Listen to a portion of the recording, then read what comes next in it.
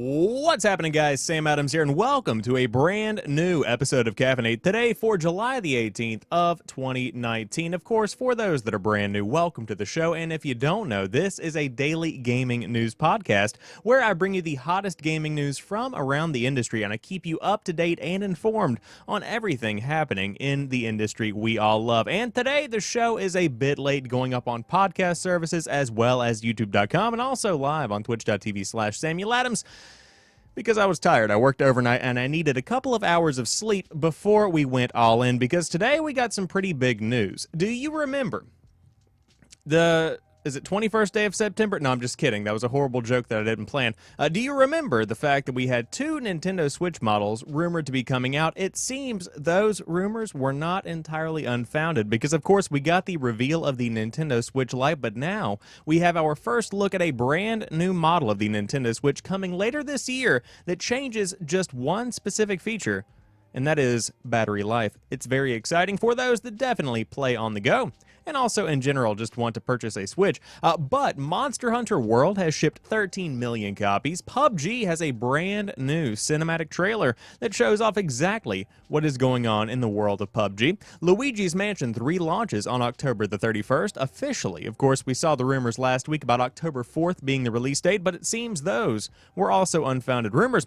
Plants vs. Zombies 3 exists, but you probably can't play it yet. Ghost Recon's Wildlands has a final major update with Battle Royale, surprise, surprise. And finally, we have a little fun factoid about Red Dead Redemption 2. Roger Clark had to redo some of the lines that he wrote and recorded. He didn't write them, he recorded them, because he sounded too intimate with his horse. We'll talk more about that in just a couple of moments. But that is pretty much the lineup for today's show. Again, if you are brand new here, I do hope you enjoy what I bring to the table.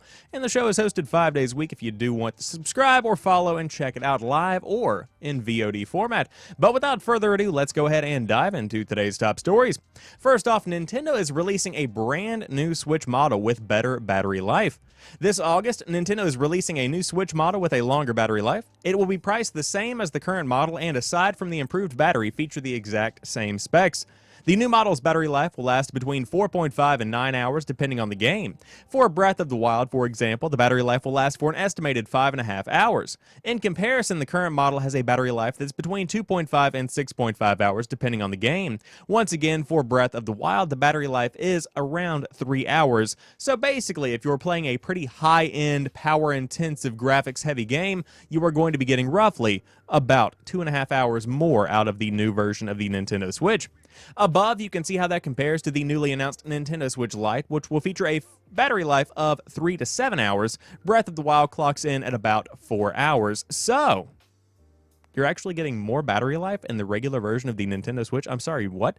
That's kind of nuts as compared to the Switch Lite, but then I suppose you do have to pay a bit more. A complicated issue, nonetheless. According to Nintendo, the new model, number HAC-001-01, will also be available in the US starting mid-August if you did want to dive in and give the new model of the Nintendo Switch a shot. Again, this one looks aesthetically the same. This one functions aesthetically the same. Aesthetically is not the correct word to use there, but everything else is identical aside from the new increased battery life. And I will say, it's good to see a new battery life being included in a new model of the Nintendo Switch. But man, is this going to make buying a Nintendo Switch such a pain.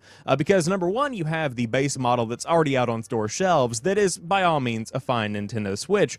But everybody that's going out and buying a new Nintendo Switch is going to want this model, because that's not something you shake a stick at. That's a good amount of playtime that you're getting out of this additional battery life for the new model of the Nintendo Switch. And so if I had to predict what the outcome is going to be here, you are going to be seeing a huge influx of these lesser so Nintendo Switch consoles on platforms like eBay and Facebook Marketplace and Craigslist, because people want the one with the longer battery life. And also, if you are buying a Nintendo Switch this holiday season, be careful which model you pick up. Be sure, if you're asking your grandma for a brand new Nintendo Switch, let her know to talk to the young man at GameStop, at the Game Stoop, and let him help her out with finding the correct model. Will he actually take the time to help your grandmother? Probably not, but hey, you could always give it a shot. So I think the main thing I want to point out here is the Nintendo Switch Lite. Of course, you do have a slightly longer battery life, but then you have lower predictions for Breath of the Wild, if I'm reading this correctly. That's kind of shocking, actually. So again, if you do want to play Breath of the Wild, for example, the battery life will last for an estimated 5.5 hours on the new Nintendo Switch, the mainline flagship console, and then it's only going to be clocking in at 4 hours on the Nintendo Switch Lite. It's a bit shocking, to say the least. But I suppose we will have to wait and see the final, outcome of this. Will you actually be getting that amount of time out of either of those consoles? I suppose it is yet to be seen, and it depends largely on the user experience. But kind of weird to see Nintendo putting out 3 different models of the Nintendo Switch. Of course, albeit one of those models is ultimately going to be replacing the base model. But still, makes things very complicated for those wanting to get in on the latest generation of Nintendo hardware. Next up, we have Monster Hunter World shipping 13 million copies worldwide. Capcom's biggest ever game keeps getting bigger. That's what she said.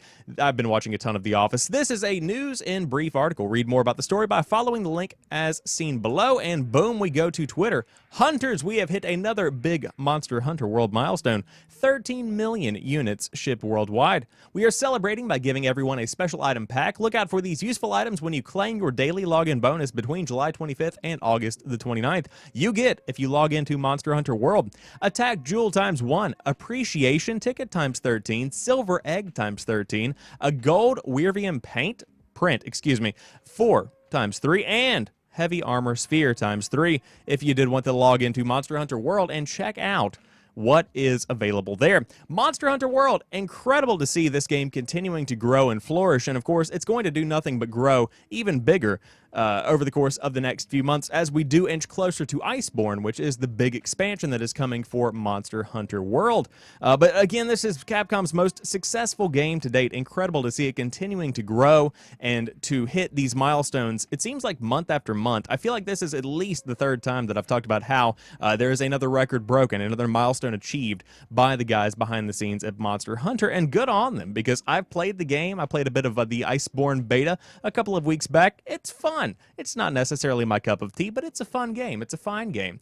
But I suppose we will have to wait and see exactly what shakes out whenever Monster Hunter Iceborne does come out, because that could push the overall units shipped from 13 to potentially, I would say, maybe if I had to estimate, 18 million if it does really, really well. At the very least, probably another 3 million, but I suppose we will have to wait and see exactly what comes out of that. Now, in the chat, to return to the first story, Roy says, is this the Switch Pro? Absolutely not. No, this is not the Nintendo Switch Pro. This one just has better battery life, no additional graphic specs to speak of. But maybe whenever the Switch Pro does come out, PUBG could be on it. God, I hope not. It's time to move on. But PUBG has a brand new cinematic trailer that tells the story of Erangel, which of course is the first map. Season 4 kicks off next week. The next season in PUBG has a release date and a nifty new trailer. PUBG Corp has officially revealed Season 4 of PUBG with the help of a strange trailer coming to the game July 24th on PC. PUBG seasons are months-long events that launch alongside a new battle pass and usually carry a specific theme. This time, it's all about the return to Erangel, the game's first and best map, with the map's remaster currently in the works. Today's trailer is very cinematic, which is rare for PUBG, telling a bit of an origin story of Erangel and a war that took place decades before people started killing each other for sport. It turns out it's all a competition to find the best survivors, set up by a boy, now a grown man, who survived a traumatic experience on the island as a child.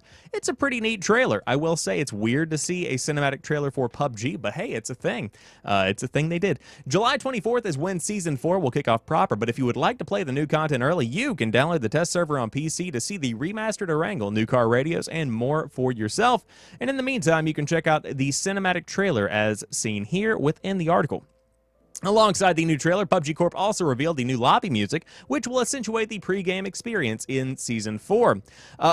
So you start off in 1965, boys standing on a beach. Basically, it's kind of like a Vietnam War flashback, but at the end of the trailer, as we will fast forward here, you do have a desk full of what appears to be literally gameplay of 100 different people, and the boy, now man's feet up on the desk as he leans back and enjoys the chaos, the death, the destruction that is going on the island, because apparently everybody They're nothing but pawns. Interesting concept, to say the least. I'm a fan of the look of the game. I'm a fan of the look of the remastered map because I have seen some screenshots. It looks pretty good. But do we really need a story in PUBG? Not necessarily. However, as we see in the chat, PUBG is in fact still kicking. It is doing fairly well. Seen a resurgence in the past few months, actually, shockingly enough, as more people have been kind of dying off from Fortnite and other games and coming back to what feels comfortable, and PUBG is relatively comfortable. It is challenging. It can be a pain in the ass from time to time, but everybody kind of knows what PUBG is, plays PUBG.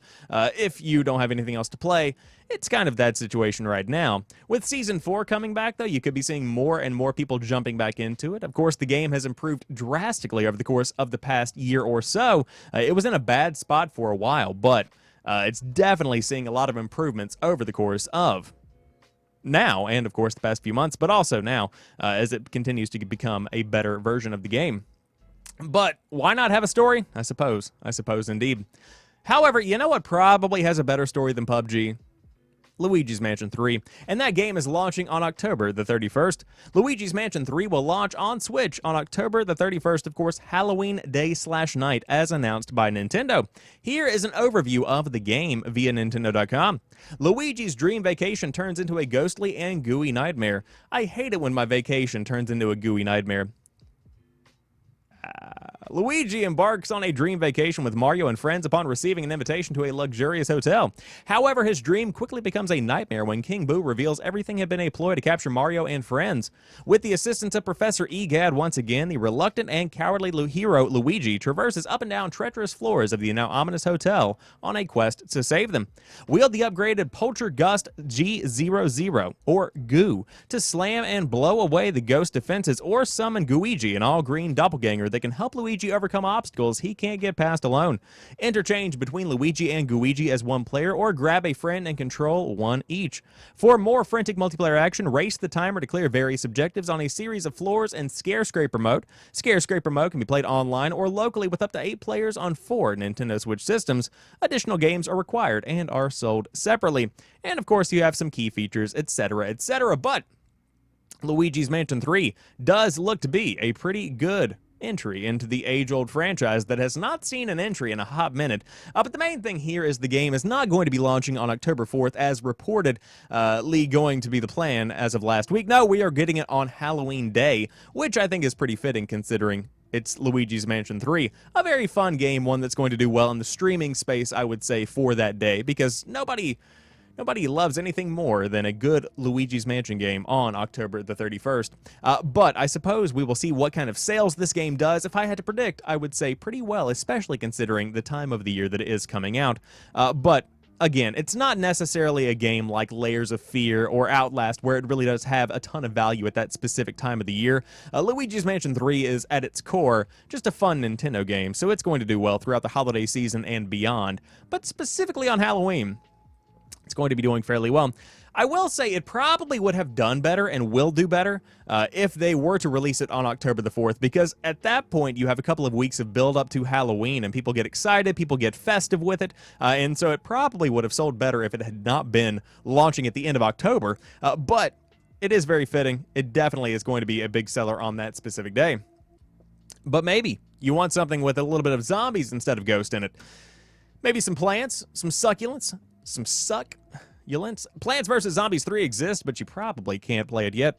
Out of nowhere, EA has confirmed the existence of Plants vs. Zombies 3, playable to a select group of people via a pre-alpha build. A Google Play Store listing accessible in the US is currently advertising the game for certain Android users as spotted by Android police. The same link goes to a 404 error here in the UK.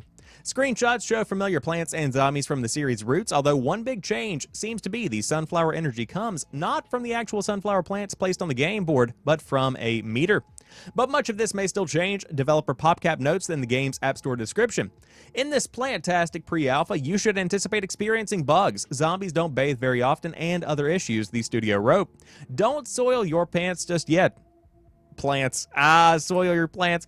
Plants vs. Zombies 3 is currently under construction and is not representative of the final game. Pre-alpha is focused on getting your feedback on combat features only. We are saving a lot more for later. The game is currently free to play with in-game microtransactions in the usual range from pennies up to enormous $999 amounts. Just kidding, it's only $100. I say jokingly, only $100 in a mobile game. In other Plants vs. Zombies news, they are still expecting a third installment of the series' shootery Garden Warfare spinoff, and of course, it's readying a new PvZ for launch by the end of March of 2020. But I do appreciate the puns. I also appreciate the fact that Plants vs. Zombies is still a thing that is continuing to grow and evolve. For those that aren't familiar with the franchise, whenever the iPod Touch really kind of rose to fame, one of the biggest and most popular games on the platform was Plants vs. Zombies. I sunk hundreds of hours into Plants vs. Zombies back whenever I first got an iPod Touch, whenever I was probably 11 or 12, somewhere around there. But it's a very fun little strategy game, great to play while you're pooping. I will say that. Very, very good pooping game, because it's not that long, but it's long enough. And so if you do want to dive into Plants vs. Zombies 3, if you were lucky enough to get into the pre-alpha, you can dive in now, but it seems like that's not too many people out there. I've also seen reports this is available on iOS if you did want to give that a look, but again, I have not actually tried it out for myself to see if there are any other details that I might have missed on this one, because quite frankly, when it comes out, and it's still going to make bukus of money, absolute piles of cash, just a gluttonous amount of dinero. It's going to do very, very well, because Plants vs. Zombies has established itself as an age-old kind of mobile game. It's almost on the same level as Candy Crush in my mind.